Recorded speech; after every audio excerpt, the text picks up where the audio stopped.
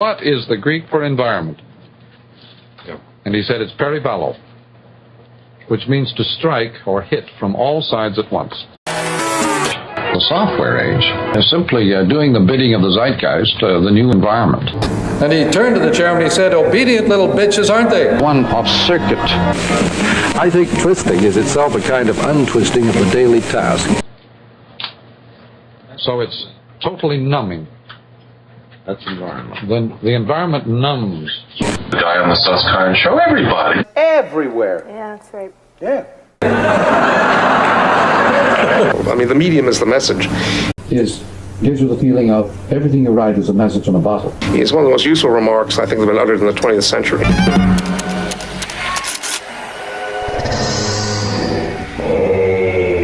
I would mostly call this Osborne Village. Okay. Yeah. Ever heard of the phrase the global village? Yes. When I say that the future of the future is the present, I'd call that a headline, and it's an icon. You can see that, as far as a newspaper is concerned, that salad. I'm doing this. I love to cook. if you say the medium is the mass age or the massage, that's a headline. It's an icon. It's a mess. Terrified. Well-to-do nobodies. No, jeans aren't a costume. They're a tribal costume. Being merged in the American culture. The UK, do they have Halloween? I don't think they do. I don't know that they do. It's a mess. Age, hyphenate. Everywhere. Suddenly he was a... Marshall McLuhan, what are you doing? Lately, I've been worrying about Phyllis Diller. All the crazy adventures. But do you think really there's that many dumb people? I think there are very, very, very few intelligent people. If anybody has the eye... The web was information. The web was information. Things happening many levels at once, as in a myth.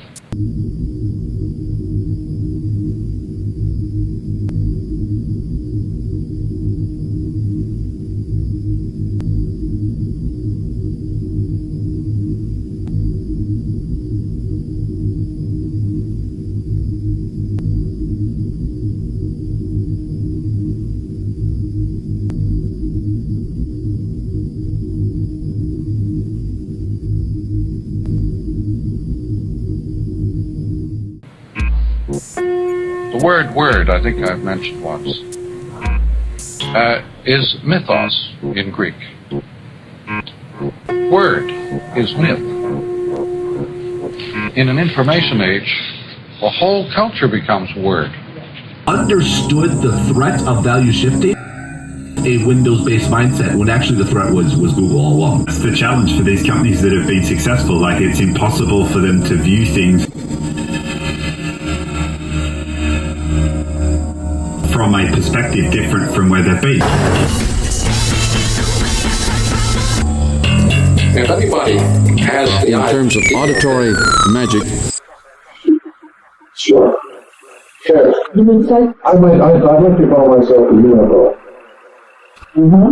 That's the kind of item I put in the dictionary. An unidentified flying object is a huge electrical world. Which, an inclassifiable verb. So my students, we got about 35 young seminarians who were students of mine. But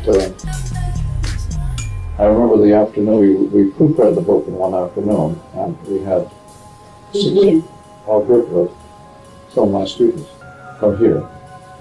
They all came over to the library and had books. All the books in Gutenberg Guides, they're all laid out on 16 tables. Yeah. And they sat down, they proofread the whole book in one afternoon. 35 was. Each one working on it. With two people working on each. Chapter. One reading with the eye, one reading aloud. You have to proofread that way. Really? Oh yeah. You can't just, one person can't proofread very well. There's usually 2 people. You have to have someone to read the text out loud while you look at the other text. And there was no mistakes there? I don't know. No complaints. What we have done is this. Pretty perceptual matters. If anybody has the idea that perception is something they do all the time, they have immense shortcomings.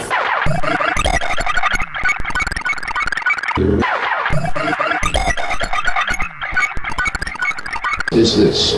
Either one or the other. I want to find it. Are you kidding me? Understanding media, the extensions of man, was like my good nightmare.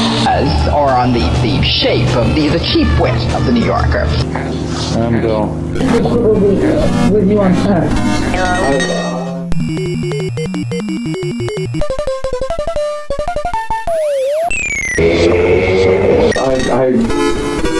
And with all its effects, social consequences carefully dramatized. Finnegan's Wake is a drama, it's a play, and the actors in the play are the media themselves. As a guest on Airbnb, the knowledge that you display on Coral, the knowledge that you display on Videosity.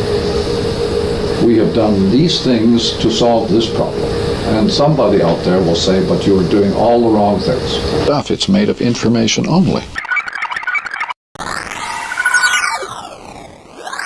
Everything is related to everything. And he says that is paranoia.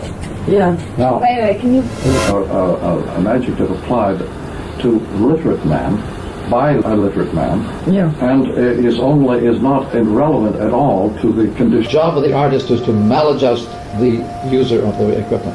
The Euclid has been phased out because the eye has gone back into the rest of the sense.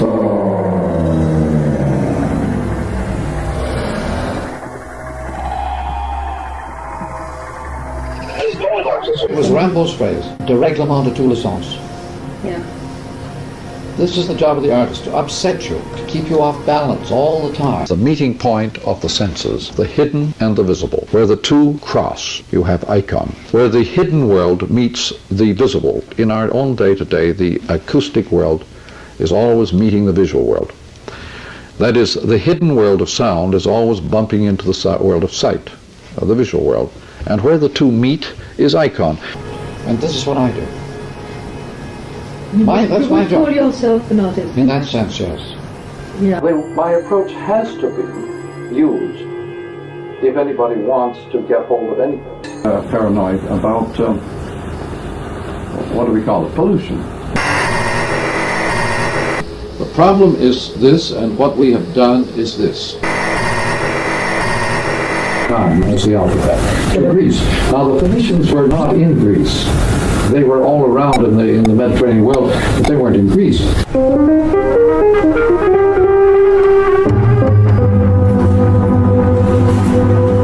And therefore the opposite of a point of view. School. That's essentially it.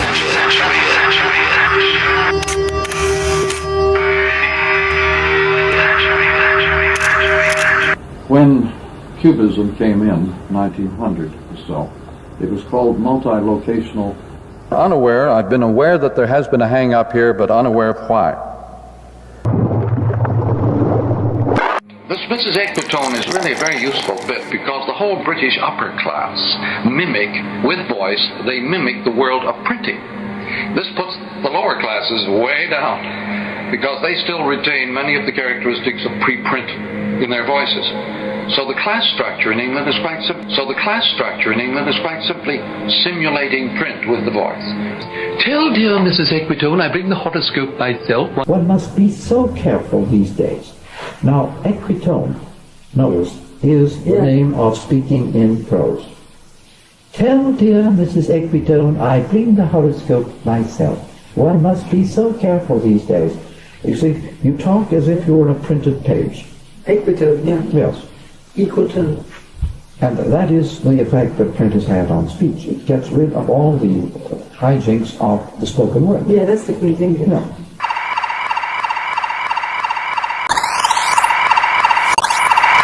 Out of just that one discovery came the book Mechanical Pride. This is practical criticism applied to the advertisements of the 1940s, right, 30s and 40s. And the book that we wrote later, called Culture is Our Business. Objects. You do not any longer bring a top physicist in or a top engineer in to tackle a particular problem in mechanics. You bring in people from biology and psychology. You bring them in from all over the management and you say, now here's the problem. You will not bring the specialist whose specialty the problem is. That is right. You keep him out. I think that Gutenberg Galaxy was kind of one of the later books that I didn't even actually read linearly. Then when you bump one cliche into another, there tends to be a kind of breaking of the carapace.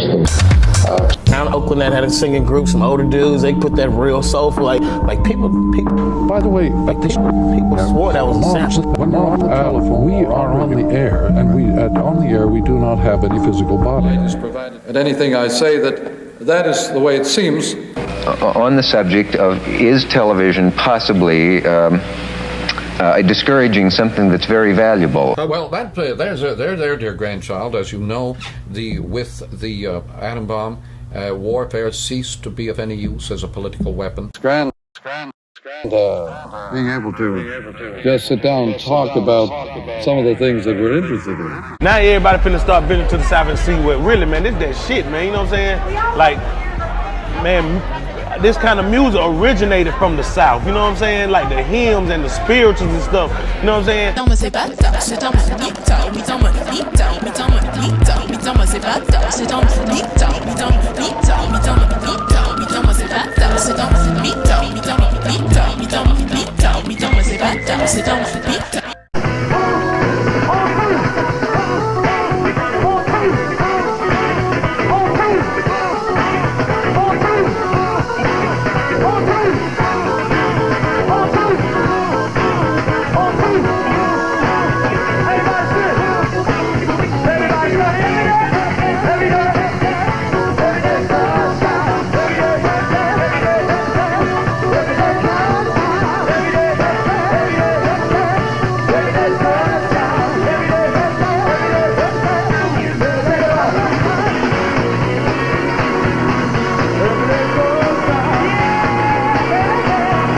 Perceptual matters. Confusion.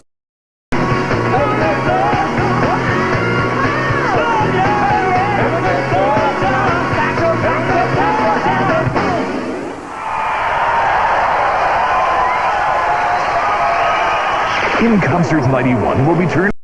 In the north, they in the north because they came from the south, running from the bullshit that we were going through down here. You know what I'm saying? Hip hop is the one form of black popular music that doesn't have its origins in the South. I was interested, you see, in the fact that you were a Southerner, and that this relation to an oral tradition is a great advantage to a literary man. In the 20th century, it's very remarkable that. Oh my God, the public urination, and it's not just on St. Patrick's Day. Really? Well, you know what, Andy? I'm Irish. You can't be Irish. You're not obnoxious enough to be Irish. Yeah, well, I am Irish. I am as Irish as the Blarney Stone and the unfulfilled promises that Cormac McDermott McCarthy made to the High King of Munster. And you know what? I'm not gonna tolerate you making racist comments about my people. All the best writing has come out of Ireland or the American South because of this close relation that the English language has to the spoken word in those areas. Delighted to have an opportunity to broach these subjects in a group like this. Of course, it belongs to the Negro culture, and that which originates in the South. Yes, it does. And the